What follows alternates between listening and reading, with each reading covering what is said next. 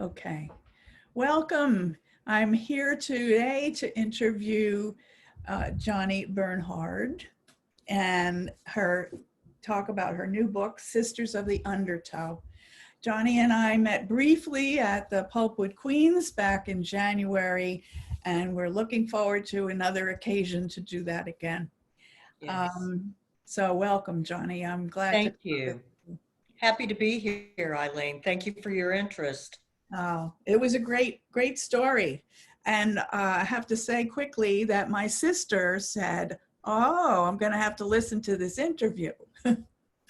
So, Thank you. Sisters of the Undertow explores the complexities of sibling rivalry and fate when two sisters, born 16 months apart, discover luck is not a matter of fate, but of choices made.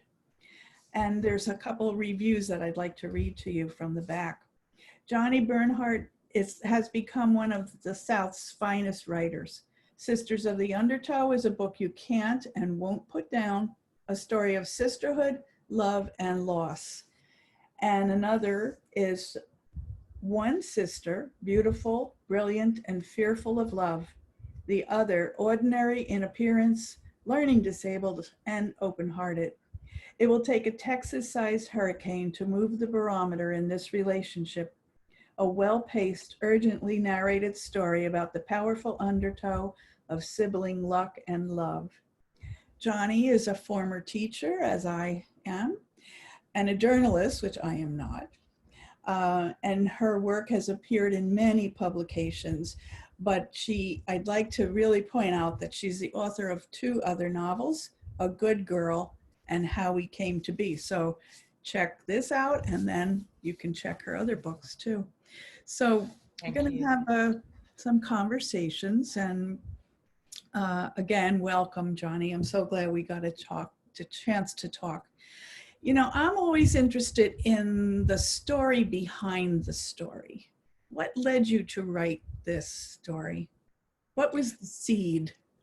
Well, there were two prominent events, something that happened to me that moved me very much as a woman, as a human being. And I write books about women at different stages in their life. So I happened to be watching CBS Morning News several years ago, a very beautiful young woman married to an NFL player. And she was telling the story of her multiple miscarriages. And so I was struck by what we saw on the surface was a very beautiful, healthy young woman married to the Olympian idea of a man. But beneath the surface, beneath the undertow, is the very sad story of a miscarriage. And I'm always struck by what we perceive as one reality and what the very personal reality is within the individual. Also, around that same time frame, excuse me, I had just written A Good Girl. It was published. I began making my rounds, really didn't know what I was doing as a new author with a debut novel, but librarians championed me. They were just so kind and invited me to many events. And I did an event at a urban library, Biloxi, Mississippi, downtown. It's located near a VA hospital and a national cemetery for the military. And I just knew on the surface what to expect.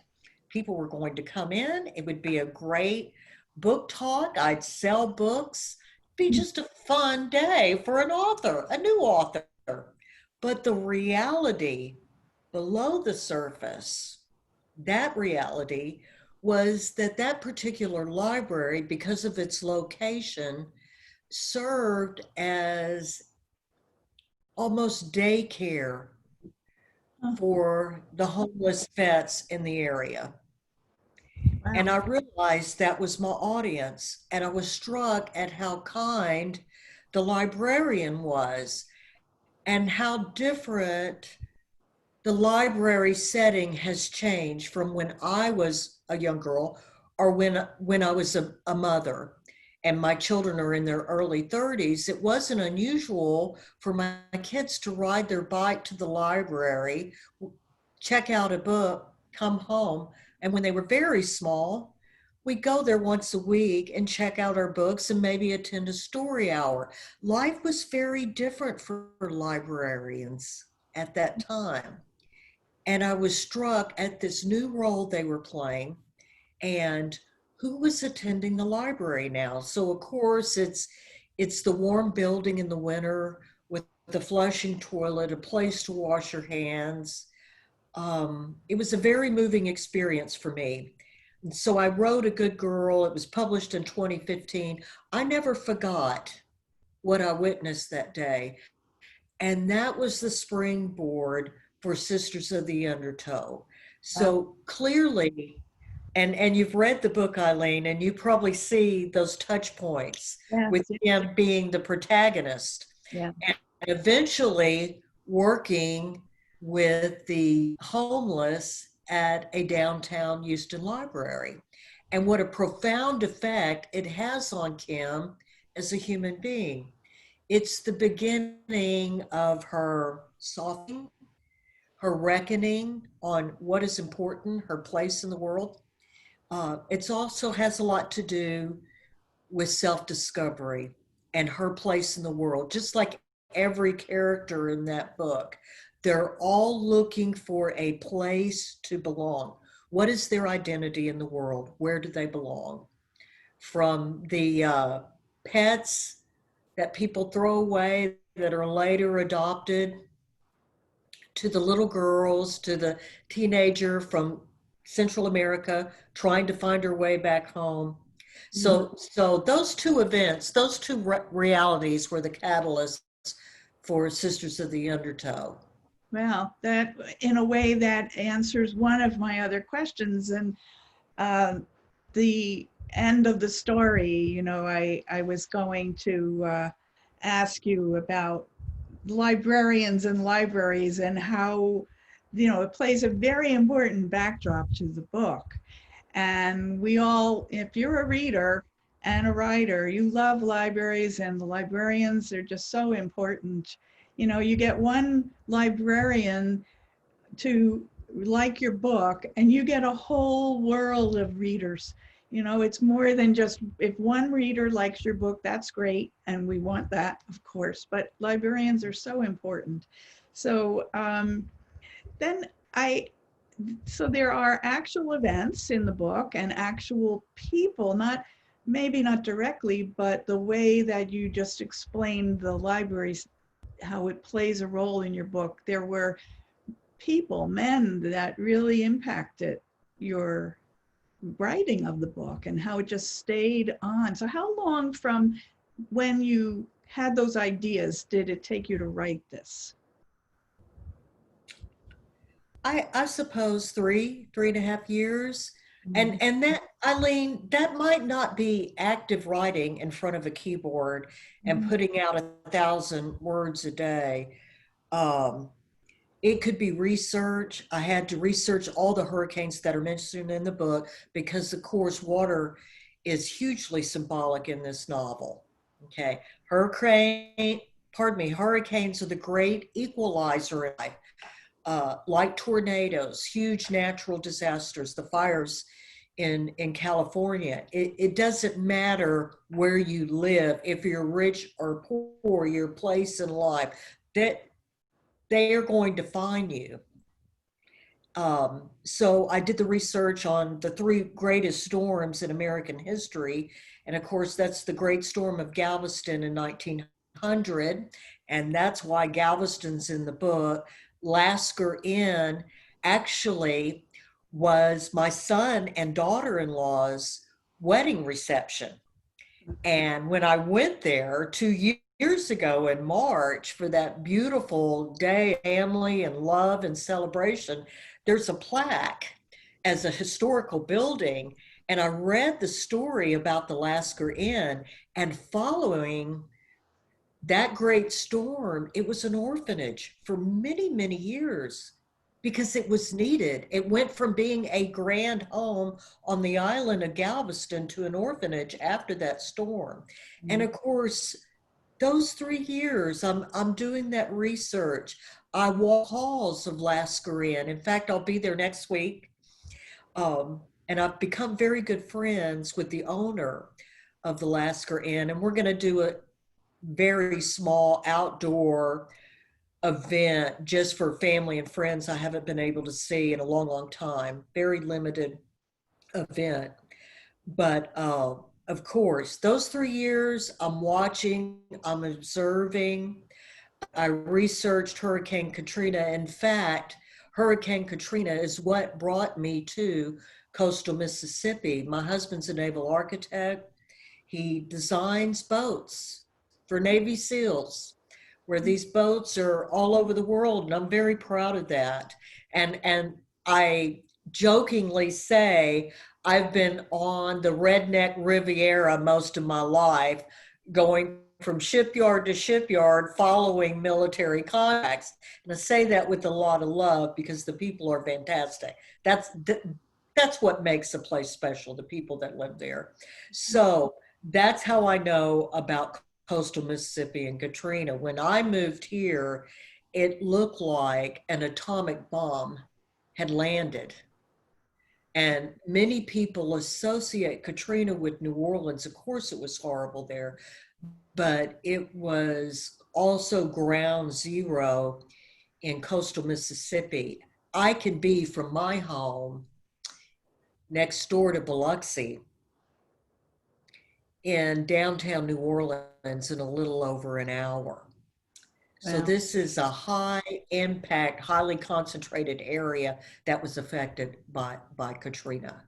Yeah. And mhm. So a lot of research about the storms and the area, and that is true of the book. It just I was in the place. I was there. I could really experience the South. But I also have a question about your research about birth order, because birth order is, I'm the eldest of 5. And so, I have my own opinions about birth order.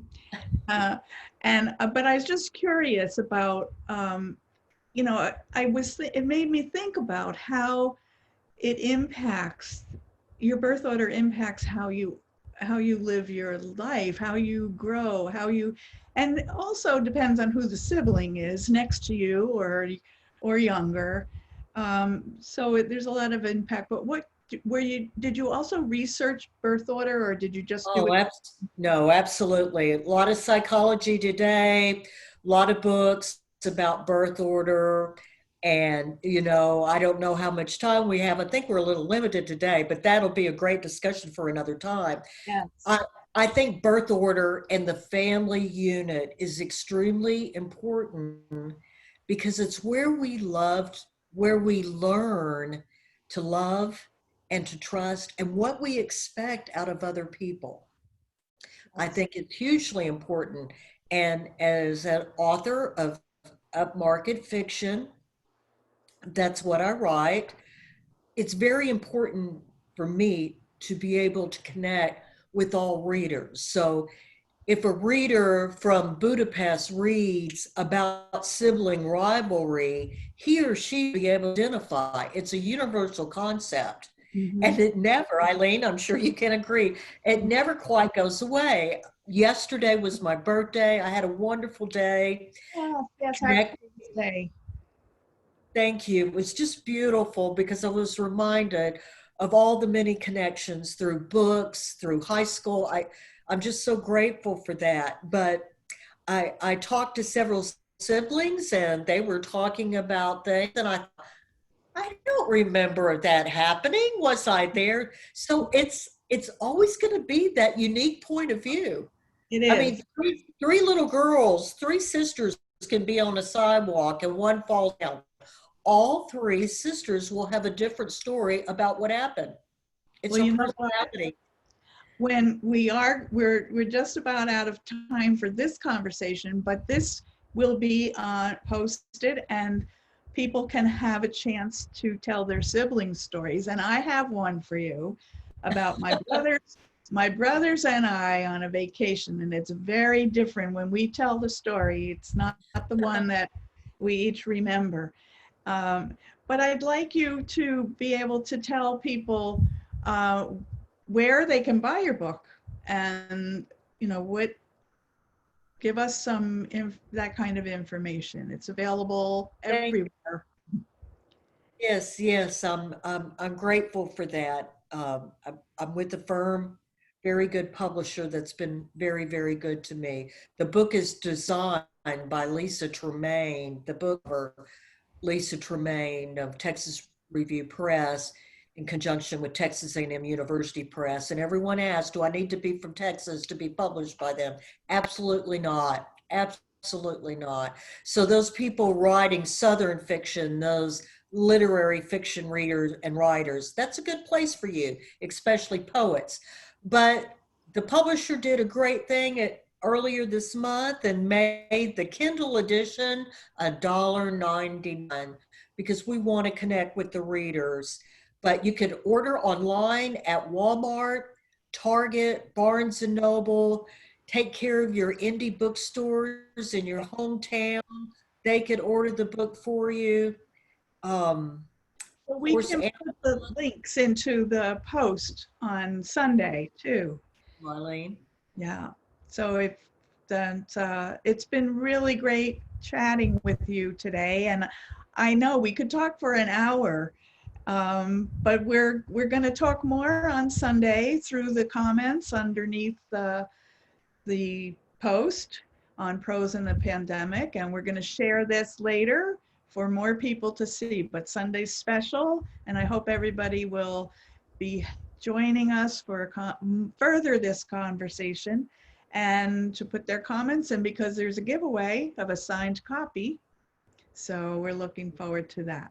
So thank you very much, Johnnie. It's been great talking with you, and I could talk for longer, but we're just about out of time We'll now. chat on Sunday. We We'll will. chat on Sunday. Everybody get their sibling rivalry stories together. That's it. Your generosity. Oh, thank you. Okay, bye-bye. Bye, dear.